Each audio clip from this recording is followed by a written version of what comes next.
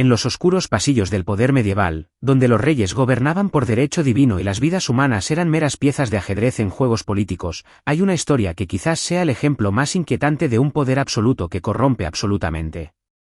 Esta es la historia de un niño de 14 años cuya identidad fue brutalmente borrada y reconstruida para satisfacer el dolor retorcido de un rey. Es una historia que revela cómo la obsesión, la autoridad descontrolada y la manipulación psicológica pueden destruir no solo a individuos, sino a reinos enteros. Corría el año 1312, e Inglaterra estaba al borde de una guerra civil. En el centro de este caos se encontraba el rey Eduardo III, un monarca cuyo reinado sería recordado no por sus victorias militares ni su sabio gobierno, sino por sus peligrosas obsesiones y las devastadoras consecuencias que éstas acarrearon sobre sus súbditos. Lo que estás a punto de escuchar no es ficción, sino historia documentada, un capítulo oscuro que los cronistas medievales registraron con horror y fascinación. Esta es la historia de cómo el dolor transformó a un rey en un monstruo, cómo un niño se convirtió en un fantasma viviente y cómo la búsqueda de lo imposible condujo a la destrucción de vidas, relaciones y, finalmente, de una corona. Es una historia que nos obliga a confrontar verdades incómodas sobre el poder, la identidad y la capacidad humana tanto para el amor como para la crueldad. Prepárate para un viaje a través de uno de los experimentos psicológicos más perturbadores de la historia, llevado a cabo no en un laboratorio, sino en la corte real de la Inglaterra medieval. Esta es la historia de la niña que fue obligada a convertirse en reina del rey de Inglaterra.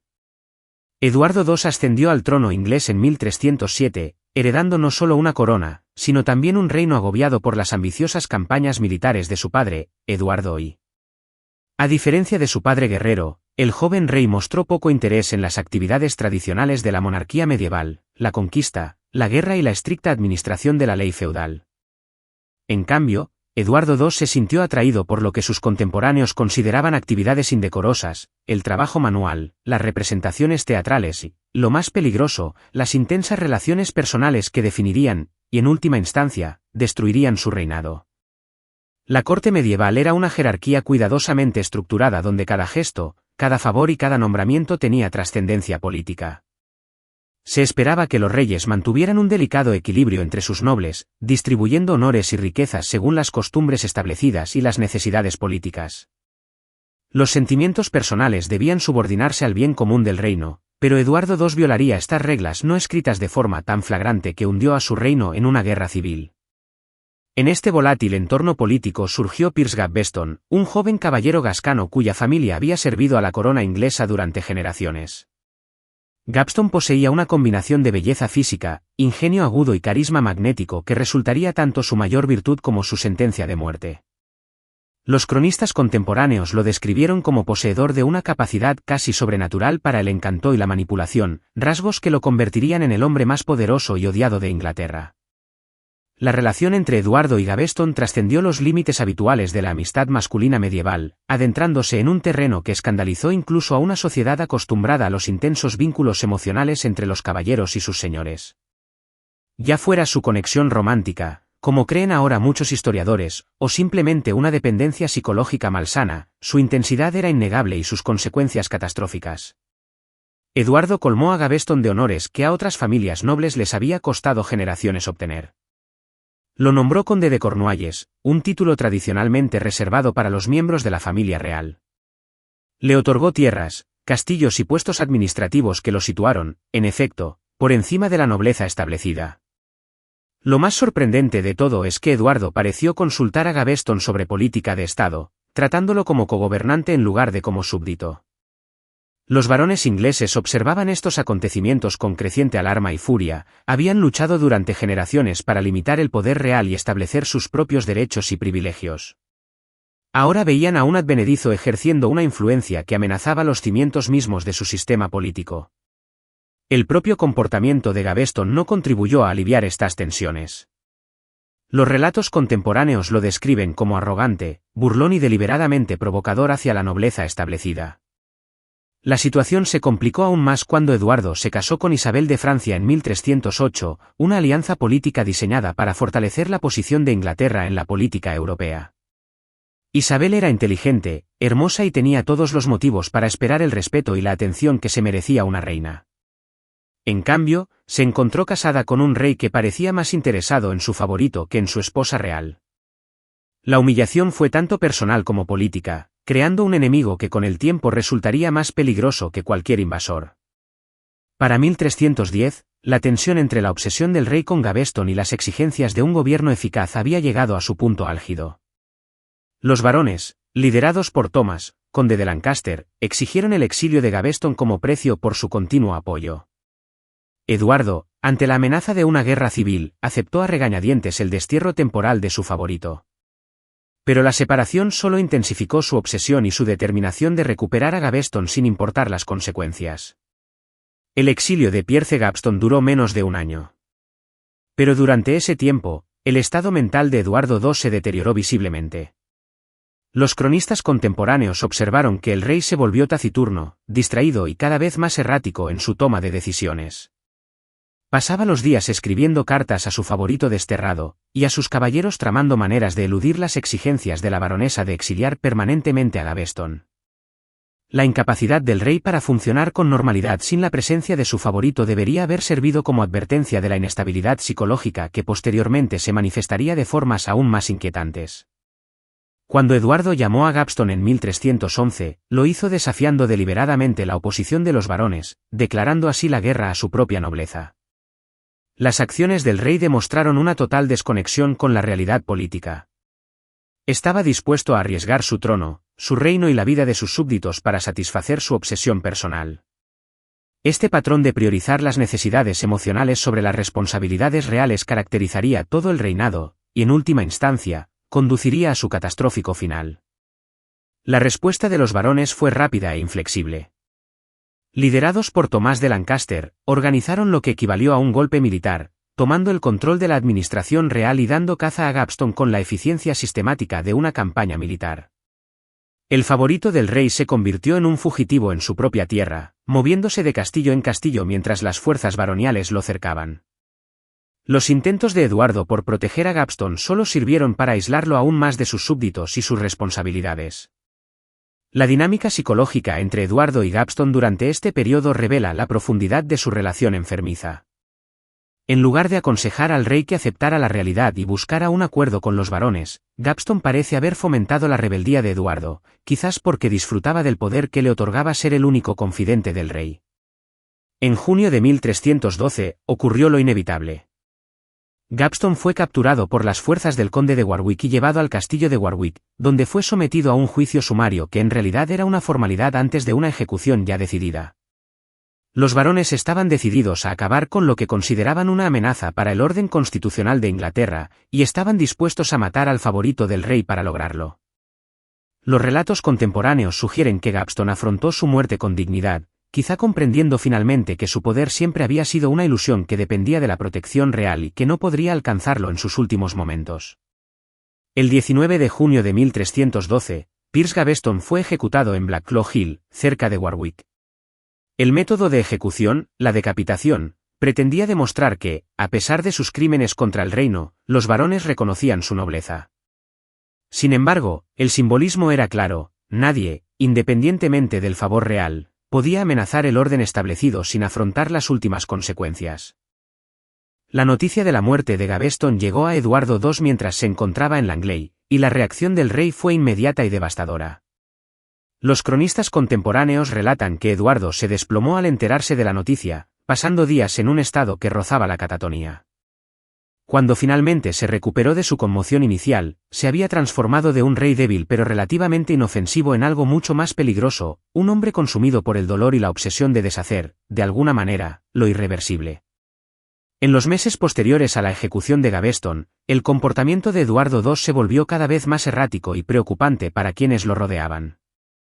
El rey pasaba horas contemplando los retratos de su favorito fallecido, hablando con las salas vacías como si Gaveston aún estuviera presente y estallando en cólera cuando le recordaban las realidades políticas.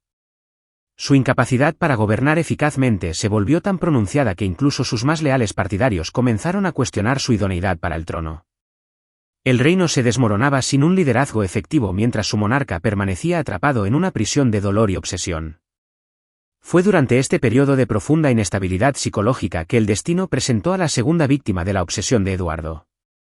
El niño se llamaba William de Montfort, aunque este nombre pronto le sería arrebatado, junto con todos los demás aspectos de su identidad original. Era el hijo de 14 años de un caballero menor que servía en la Casa Real, un cargo que debería haber sido un honor para su familia, pero que en cambio se convirtió en su mayor maldición. Guillermo tenía la desgracia de tener un asombroso parecido físico con Piers Gaveston, el mismo cabello oscuro, complexión similar, lo más fatal, la misma estructura facial general que había hecho a Gaveston tan memorablemente atractivo. El momento exacto en que Eduardo vio a Guillermo por primera vez no consta en documentos contemporáneos, pero varios cronistas describen la reacción del rey como inmediata e inquietante. Según estos relatos, Eduardo se detuvo en medio de la conversación al ver al chico, mirándolo con una intensidad que incomodó a todos los presentes. Se dice que el rey se acercó a Guillermo y examinó su rostro detenidamente, recorriendo con los dedos las facciones del niño como si confirmara lo que le decían sus ojos. Quienes presenciaron este encuentro describieron una sensación de premonición, como si estuvieran presenciando el comienzo de algo terrible. Lo que sucedió a continuación revela hasta qué punto el poder absoluto puede corromper el juicio y el razonamiento moral humanos.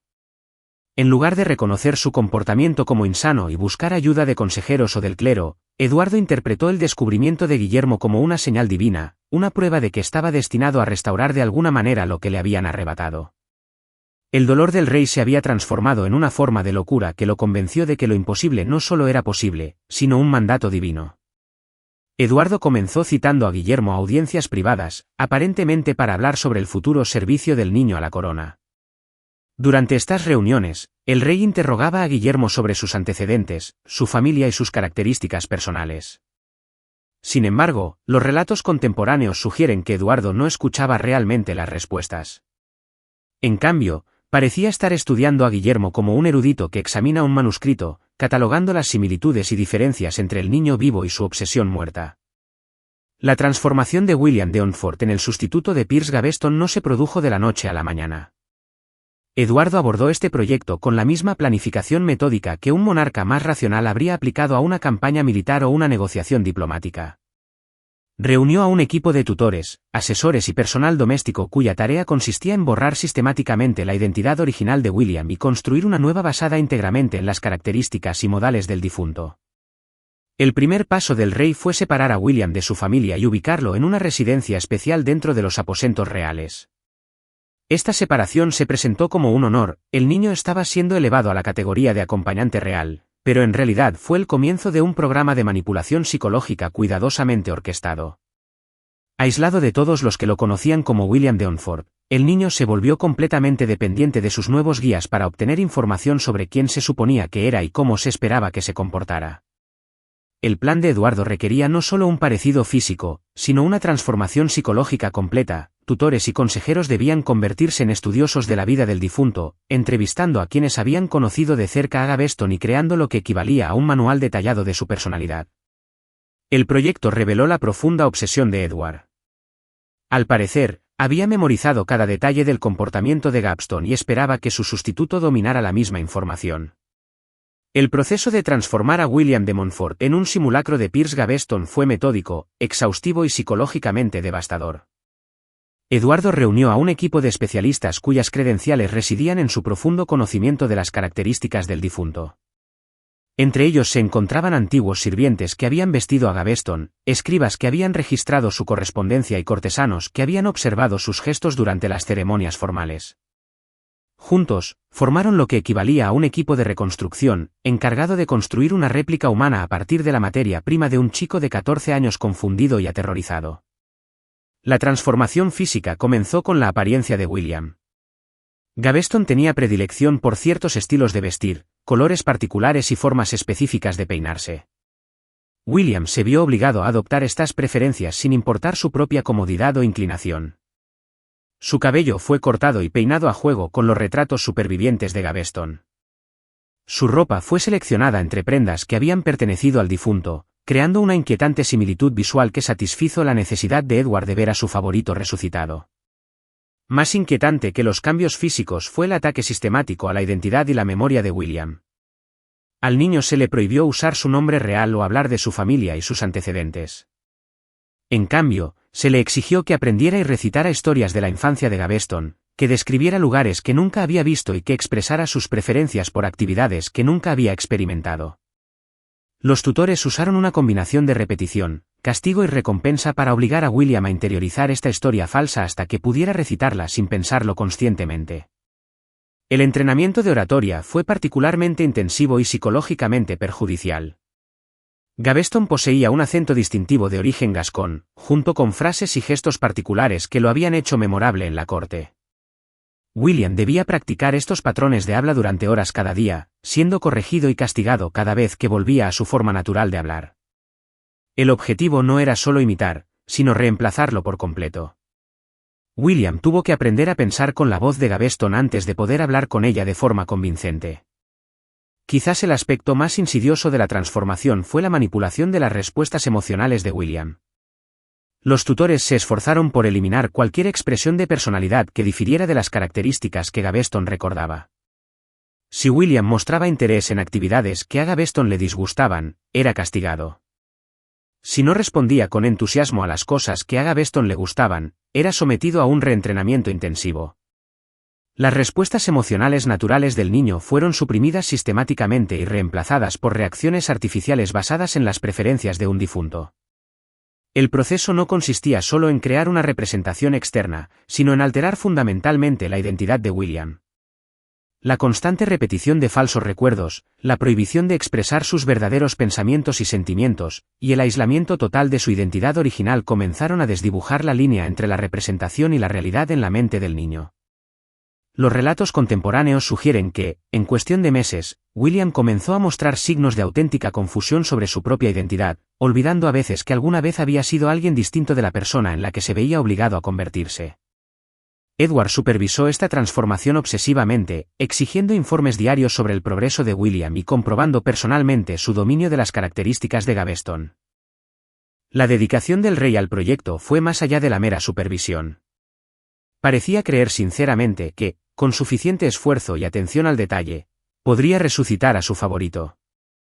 Esta ilusión lo impulsó a exigir niveles cada vez mayores de precisión y exhaustividad en la transformación de Guillermo. El impacto psicológico en William se hizo evidente en su comportamiento fuera de las sesiones de entrenamiento formal. Los sirvientes informaron que el niño a menudo parecía confundido y desorientado, a veces mirándose fijamente al espejo como si no se reconociera. Empezó a sufrir pesadillas y periodos de disociación, en los que permanecía inmóvil durante horas. Estos síntomas no se consideraban señales de advertencia, sino obstáculos que debían superarse mediante un entrenamiento más intensivo y una disciplina más estricta. A medida que avanzaba la transformación de Guillermo, Eduardo comenzó a incorporar al niño a las funciones formales de la corte, presentándolo a dignatarios visitantes y cortesanos veteranos como si Gaveston hubiera resucitado de entre los muertos. Estas actuaciones obligaban a William a mantener su falsa identidad bajo el intenso escrutinio de personas que conocían íntimamente al verdadero Gaveston. La presión era enorme, y cualquier error o inconsistencia podía acarrear un severo castigo, o peor aún, la revelación de la locura del rey a quienes pudieran usar ese conocimiento en su contra. Las reacciones de los cortesanos ante estas representaciones fueron muy diversas y revelaron hasta qué punto la obsesión de Eduardo había contagiado a toda la casa real.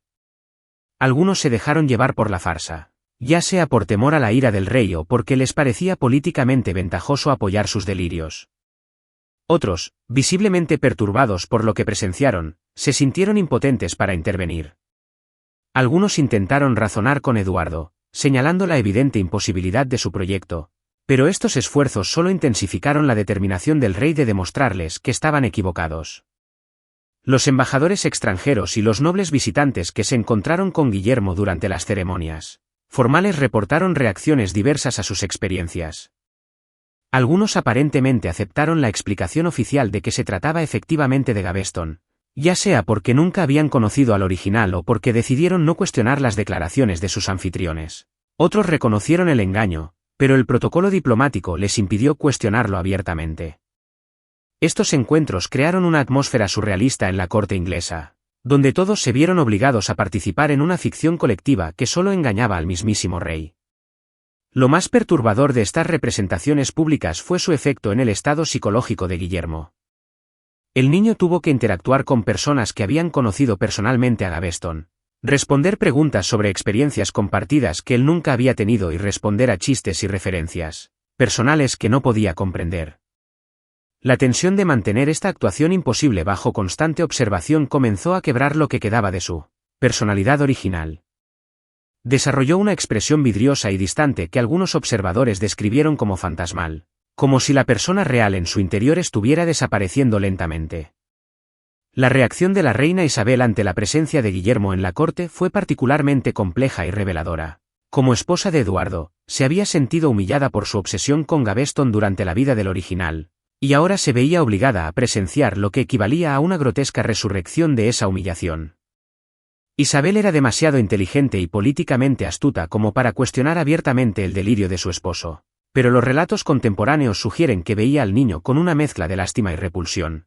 Lástima por su evidente sufrimiento y repulsión por lo que su presencia representaba en el estado mental de su esposo. La familia del niño, mientras tanto, vivía en un extraño limbo de privilegios y terror. El padre de Guillermo había sido recompensado con tierras y títulos a cambio de los servicios de su hijo a la corona, pero la familia comprendía que su prosperidad dependía enteramente de su silencio sobre lo que realmente le sucedía a su hijo. Tenían prohibido visitar a Guillermo o reconocerlo como su hijo cuando lo encontraban en la corte. De hecho, les habían pagado para fingir que su hijo estaba muerto mientras lo veían desaparecer lentamente ante sus ojos.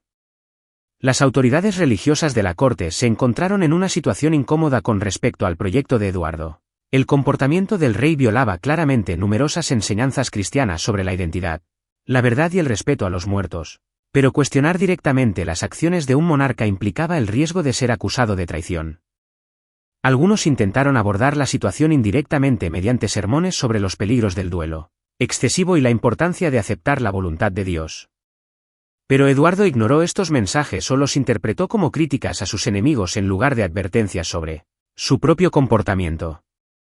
La nobleza en general comenzó a reconocer que la obsesión de Eduardo por reemplazar a Gaveston representaba un nuevo nivel de peligrosa inestabilidad que amenazaba no solo al niño, sino a todo el sistema político. Un rey capaz de convencerse de que los muertos podían resucitar manipulando a los vivos era claramente capaz de cualquier engaño, y su poder absoluto hacía que esos engaños fueran extremadamente peligrosos. Este reconocimiento acabaría contribuyendo a la coalición que derribó el reinado de Eduardo. Pero mientras tanto, Guillermo seguía sufriendo las consecuencias de la locura real. Conforme los meses se convertían en años, su transformación se hacía cada vez más completa y trágica. El niño que una vez tuvo personalidad, intereses y sueños propios desapareció gradualmente, reemplazado por un cascarón cuidadosamente construido para satisfacer el deseo imposible de un loco. Los observadores contemporáneos notaron que las expresiones y gestos naturales de Guillermo habían sido tan suprimidos que parecía más un autómata que un ser humano, desempeñando su papel asignado con precisión mecánica, pero sin aparente vida interior. Internalización de su falsa identidad. La constante repetición de los recuerdos y características de Gaveston, sumada a la completa supresión de su yo original, comenzó a crear una auténtica confusión en la mente del niño sobre quién era realmente. Los sirvientes informaron haberlo oído murmurar para sí mismo sobre experiencias que pertenecían a Gaveston, como si intentara recordar sucesos de una vida que nunca vivió. Esta fragmentación psicológica representaba el éxito del proyecto de Eduardo desde la perspectiva del rey, pero en realidad era evidencia del profundo daño mental infligido a un niño inocente. El propio comportamiento de Eduardo durante este periodo reveló la profundidad de su delirio y hasta qué punto se había distanciado de la realidad. El rey habló con Guillermo exactamente como había hablado con Gaveston, compartiendo pensamientos íntimos y buscando consejos sobre asuntos de Estado. Parecía creer sinceramente que su favorito había regresado de entre los muertos, y cualquier prueba en contrario fue ignorada o justificada. Cuando Guillermo no demostró conocimientos que solo el verdadero Gaveston podía poseer, Eduardo culpó a los tutores del niño por una preparación incompleta en lugar de reconocer la imposibilidad fundamental de su proyecto. El ambiente de la corte se volvió cada vez más surrealista y opresivo a medida que el delirio de Eduardo se afianzaba. Se esperaba que los cortesanos trataran a Guillermo como si fuera Gaveston, llamándolo por el nombre del difunto y haciendo referencia a sus supuestas experiencias pasadas. Esta participación colectiva en la locura del rey creó una sensación de irrealidad que contaminó todos los aspectos de la vida real. La verdad se convertía en lo que Eduardo deseaba, y cualquiera que la cuestionara se arriesgaba a un severo castigo o al exilio. El daño psicológico sufrido por William trascendió su identidad confusa y abarcó todo su desarrollo emocional e intelectual. El niño había estado aislado de las relaciones humanas normales y sometido a constante manipulación y control. Durante años, durante el crucial periodo de la adolescencia. Su capacidad de pensamiento independiente y de emociones genuinas había sido sistemáticamente destruida en favor de respuestas artificiales programadas para satisfacer las expectativas de Eduardo. El resultado fue un joven capaz de desempeñar el papel que se le había asignado, pero incapaz de una auténtica conexión humana o de autodeterminación. Los observadores que visitaron la corte inglesa durante este periodo dejaron testimonios que revelan lo inquietante que el proyecto de Eduardo parecía a los forasteros.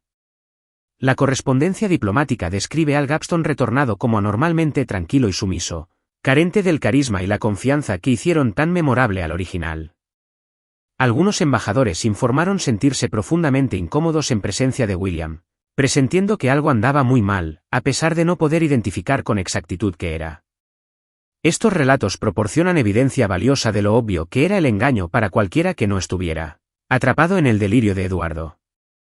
El coste financiero de mantener la falsa identidad de Guillermo fue enorme y representó otro ejemplo de la completa desconexión de Eduardo con el gobierno práctico. El rey no escatimó en gastos para proporcionar a Guillermo ropa, joyas y alojamiento equivalentes a los que Gaveston había recibido en vida. Además, el personal necesario para mantener el engaño, tutores, guardias, sirvientes y supervisores, representaba una pérdida considerable de recursos reales que podrían haberse utilizado para fines gubernamentales legítimos. La disposición de Eduardo a arruinar su tesoro para sostener su delirio demostró hasta qué punto su obsesión personal había superado sus responsabilidades como monarca. Quizás lo más trágico fue que el propio Guillermo pareció perder gradualmente toda esperanza de recuperar su identidad original. Los pocos relatos que insinúan sus pensamientos íntimos sugieren que había comenzado a aceptar su situación como permanente e ineludible. El niño que presumiblemente soñó con ser caballero, casarse y tener una vida normal había quedado reducido a un monumento viviente del amor perdido de otra persona. Su resignación a este destino representa la victoria definitiva de la manipulación psicológica sobre la dignidad humana y la identidad individual. Mientras Eduardo se hundía cada vez más en su delirio, la situación política en Inglaterra seguía deteriorándose a su alrededor. La obsesión del rey con su sustituto, Gaveston, lo desvinculó cada vez más de las exigencias prácticas del gobierno, creando un vacío de poder que los nobles ambiciosos ansiaban explotar. Mientras tanto, la reina Isabel había pasado de ser una esposa humillada a una peligrosa oponente política, forjando alianzas que acabarían siendo fatales para el reinado de su esposo. La presencia del falso Gaveston en la corte era un recordatorio constante para todos los observadores de que Inglaterra estaba gobernada por un hombre que había perdido el contacto con la realidad. Thomas de Lancaster, quien lideró la coalición que ejecutó al Gaveston original, observó la nueva obsesión de Eduardo con creciente alarma y disgusto. Lancaster reconoció que el comportamiento del rey representaba no solo una locura personal, sino una amenaza fundamental para el orden establecido de la política inglesa. Un monarca capaz de convencerse de que los muertos habían vuelto a la vida podía ser capaz de cualquier engaño, incluyendo creencias que podrían revocar siglos de tradición constitucional. La presencia del niño en la corte se convirtió en un símbolo de la tiranía real y de la necesidad de una fuerte oposición baronial. La propia evolución política de Isabel durante este periodo fue notable y demostró las consecuencias imprevistas de la negligencia y humillación de Eduardo hacia su reina. Originalmente contenta con desempeñar el papel tradicional de esposa y madre real, Isabel se vio obligada por el comportamiento de su esposo a convertirse en una formidable figura política.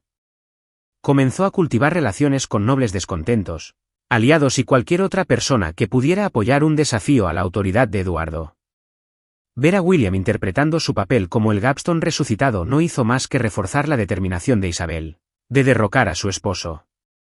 El propio niño permaneció prácticamente ajeno a estas corrientes políticas subyacentes, atrapado como estaba en la realidad artificial que se había construido a su alrededor. Guillermo dedicaba sus días a mantener su rendimiento y satisfacer las expectativas de Eduardo, lo que le dejaba poca energía mental para comprender las implicaciones más amplias de su situación. Su aislamiento del contacto humano normal significaba que no tenía forma de saber que su presencia en la corte estaba contribuyendo a la causa de la revolución contra el rey que decía amarlo. Las cortes europeas comenzaron a tomar nota de la extraña situación en Inglaterra, y la correspondencia diplomática de la época revela una preocupación generalizada por el estado mental de Eduardo y su aptitud para gobernar. La historia del regreso de Gaveston se extendió por los círculos reales, generando vergüenza para Inglaterra y socavando la credibilidad del reino en los asuntos internacionales. Los gobernantes comenzaron a cuestionarse si podían confiar en los acuerdos alcanzados con un rey claramente delirante, y algunos comenzaron a explorar relaciones alternativas con nobles ingleses que podrían resultar socios más fiables. La jerarquía eclesiástica también tuvo dificultades para responder a las acciones de Eduardo, que violaban las enseñanzas cristianas sobre la santidad de la identidad y la aceptación de la muerte. Sin embargo, desafiar directamente al rey por motivos religiosos conllevaba el riesgo de ser acusado de traición y podía desestabilizar la relación entre la corona y la Iglesia, esencial para el gobierno medieval. Algunos clérigos intentaron abordar la situación indirectamente a través de sermones y consejos privados, pero Eduardo interpretó cualquier crítica como evidencia de los celos de su enemigo en lugar de una preocupación legítima por su bienestar espiritual. Los líderes militares del propio gobierno de Eduardo comenzaron a perder la confianza en el juicio y la capacidad de liderazgo de su monarca. La disposición del rey a priorizar su obsesión personal sobre la defensa nacional y la política exterior creó graves vulnerabilidades que los enemigos de Inglaterra podrían explotar. La presencia del falso Gaveston en las sesiones de planificación militar era particularmente inquietante para los comandantes, quienes comprendían que una guerra eficaz requería un pensamiento claro y una toma de decisiones racional, cualidades de las que Eduardo claramente carecía. Los asesores económicos se enfrentaron a desafíos similares, ya que el rey seguía drenando el tesoro real para sustentar su delirio, descuidando la infraestructura financiera que sustentaba el reino. El gasto de Eduardo en mantener la falsa identidad de Guillermo, sumado a su desatención general a la política fiscal, creó graves problemas que finalmente contribuirían a la coalición política que derribó su reinado. El coste de la locura, quedó claro, se medía no solo en sufrimiento humano, sino en el colapso práctico de la eficacia gubernamental. Para 1326, la combinación de los fracasos políticos de Eduardo, su comportamiento cada vez más errático y la creciente fuerza de la oposición habían creado las condiciones propicias para la revolución. La reina Isabel se había aliado con éxito con Roger Mortimer, un poderoso noble inglés que había escapado de la Torre de Londres y huido a Francia. Juntos, comenzaron a planear una invasión que derrocaría a Eduardo y colocaría a su hijo, el futuro Eduardo III, en el trono bajo la regencia de Isabel. El niño que se había visto obligado a convertirse en Gaveston pronto presenciaría el violento final del delirio que había destruido su vida. La fuerza de invasión que Isabel y Mortimer reunieron era relativamente pequeña, pero representaba una formidable coalición política unida por la repugnancia compartida hacia el gobierno de Eduardo y la determinación de restaurar un gobierno efectivo en Inglaterra. Al correr la voz de la llegada del ejército, muchos de los supuestos partidarios de Eduardo lo abandonaron, reconociendo que su reinado se había vuelto insostenible. La respuesta del rey a esta crisis reveló hasta qué punto su obsesión lo había desconectado de la realidad. En lugar de centrarse en la defensa militar, parecía preocupado principalmente por proteger a Guillermo y mantener la farsa del regreso de Gaveston. Los intentos de Eduardo de huir con su corte, incluyendo al falso Gaveston, crearon un espectáculo patético que demostró hasta qué punto sus prioridades habían sido corrompidas por su delirio. Los relatos contemporáneos describen al rey organizando frenéticamente el vestuario de Guillermo y asegurándose de que su favorito estuviera vestido adecuadamente para lo que viniera después, mientras ignoraba los urgentes despachos militares y las súplicas de sus leales partidarios, quienes aún esperaban organizar una defensa eficaz. La imagen de un rey priorizando los cambios de vestuario para su compañero fabricado sobre la supervivencia de su reino encapsulaba todos los problemas del reinado de Eduardo. A medida que las fuerzas de Isabel avanzaban por Inglaterra, encontraron poca resistencia por parte de una población cansada del gobierno ineficaz de Eduardo y perturbada por las historias sobre su extraño comportamiento. La historia del niño transformado en el sustituto de un muerto se había extendido por todo el reino, convirtiéndose en un símbolo de la tiranía real y la locura que justificaba la rebelión. Personas que habrían permanecido neutrales en un conflicto político normal se vieron motivadas a apoyar a Isabel por su repulsión ante lo que Eduardo le había hecho a un niño inocente. El colapso final se produjo rápidamente una vez que la posición militar de Eduardo se volvió desesperada. Abandonado por sus partidarios y ante una derrota segura, el rey fue capturado en noviembre de 1326 y obligado a abdicar en favor de su joven hijo. El momento de su caída marcó no solo el final de su reinado, sino el comienzo de la liberación de Guillermo de la prisión psicológica que lo había confinado durante años. Sin embargo, la libertad representaría un desafío para un joven cuya identidad había sido completamente destruida y reconstruida. La reacción de Guillermo ante la captura y abdicación de Eduardo fue compleja y reveló la profundidad del daño psicológico que le habían infligido. Según relatos contemporáneos, al principio el niño parecía confundido y angustiado por la interrupción de la rutina que había regido su vida durante años. Había sido tan condicionado para desempeñar el papel que le había sido asignado que la repentina ausencia de público lo dejó inseguro sobre cómo comportarse o incluso quién se suponía que debía ser. El desmoronamiento del delirio de Eduardo creó una especie de crisis existencial para su principal víctima. Isabel y Mortimer se enfrentaron a la delicada cuestión de qué hacer con Guillermo una vez que hubieran afianzado el poder. La existencia del niño era a la vez evidencia de los crímenes de Eduardo y una posible vergüenza para el nuevo régimen.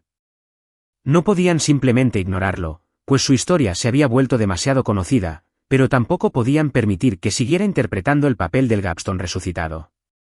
La solución que eligieron fue animar a Guillermo a recuperar su identidad original, pero esto resultó mucho más difícil de lo previsto.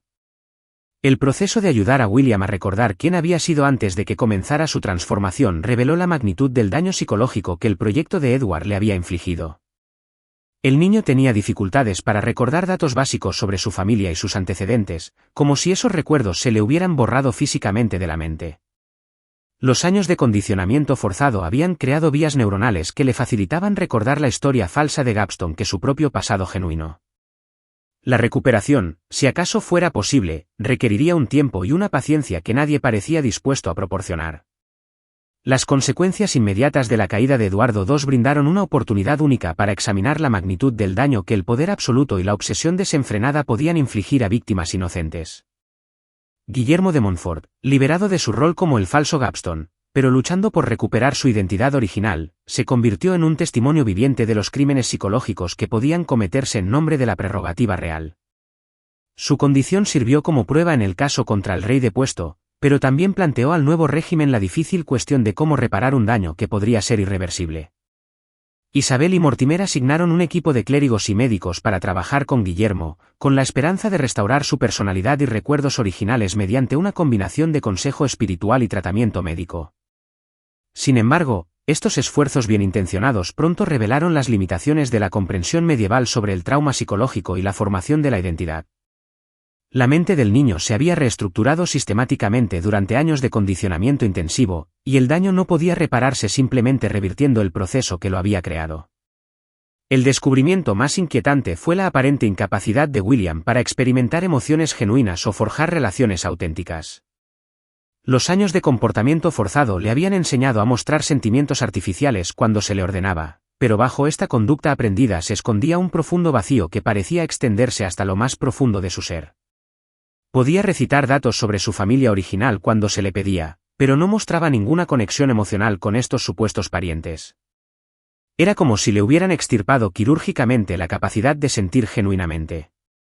El caso de William despertó gran interés entre los eruditos de la época, quienes reconocieron que representaba algo sin precedentes en su experiencia. Los eruditos medievales estaban familiarizados con diversas formas de locura y posesión espiritual, pero carecían de un marco para comprender la destrucción y reconstrucción sistemática de la identidad humana. Algunos interpretaron la condición de William como evidencia de la influencia demoníaca, mientras que otros la vieron como una prueba de la resiliencia del alma para sobrevivir a circunstancias imposibles. Nadie comprendía plenamente los mecanismos psicológicos que habían creado su condición. Los familiares del niño, que se habían visto obligados a negar su relación con él durante el reinado de Eduardo, se enfrentaban ahora a la dolorosa realidad de que podrían perder a su hijo para siempre a pesar de su supervivencia física.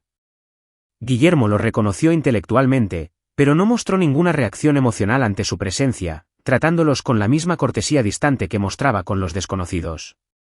El reencuentro que habían soñado durante los años de separación resultó ser tan artificial e insatisfactorio como traumática había sido la pérdida original. Las crónicas contemporáneas ofrecen atisbos de la lucha de William por comprender su propia condición y su lugar en el mundo. Se dice que pasaba horas mirando el reflejo como si intentara reconocer el rostro que lo miraba. A veces empezaba a hablar con el acento de Gavston antes de reprimirse y obligarse a volver a un tono más natural. Estos momentos revelaban el conflicto constante entre sus respuestas programadas y sus esfuerzos por recuperar la auténtica autoexpresión. Las implicaciones políticas de la condición de Guillermo se extendieron más allá de su tragedia personal para abarcar cuestiones más amplias sobre la naturaleza de la autoridad real y sus límites. El caso del niño proporcionó evidencia concreta de que los reyes podían cometer crímenes que trascendían las categorías tradicionales de irregularidades políticas, adentrándose en un terreno fundamentalmente malvado, en lugar de simplemente incompetencia o egoísmo. Esta comprensión influiría en la percepción de los futuros monarcas y en el desarrollo de limitaciones al poder real. Las autoridades religiosas se esforzaron por brindar guía espiritual en una situación que parecía desafiar las premisas básicas sobre la naturaleza humana y la justicia divina. Si el alma de William sobrevivió a la destrucción de su identidad original, ¿qué significaba eso para la relación entre cuerpo, mente y espíritu? Si Dios permitió que un niño inocente sufriera un sufrimiento tan profundo, ¿cómo debía entenderse esto en el contexto de la providencia divina? Estas preguntas no tenían respuestas fáciles y contribuyeron a debates teológicos que continuarían durante generaciones. El capítulo final de la historia documentada de William de Montfort se lee como una tragedia medieval sin posibilidad de redención ni restauración. A pesar de los esfuerzos de quienes intentaron ayudarlo a recuperar su identidad original, el joven permaneció atrapado en un estado liminal entre su falso pasado como sustituto de Gaveston y un futuro auténtico que parecía eternamente inalcanzable. Su condición sirvió como un monumento viviente al poder destructivo de la autoridad descontrolada y a la fragilidad de la identidad humana al ser sometida a manipulación sistemática. Irónicamente, el destino de Eduardo II resultó ser más rápido y misericordioso que el que le había infligido a su víctima.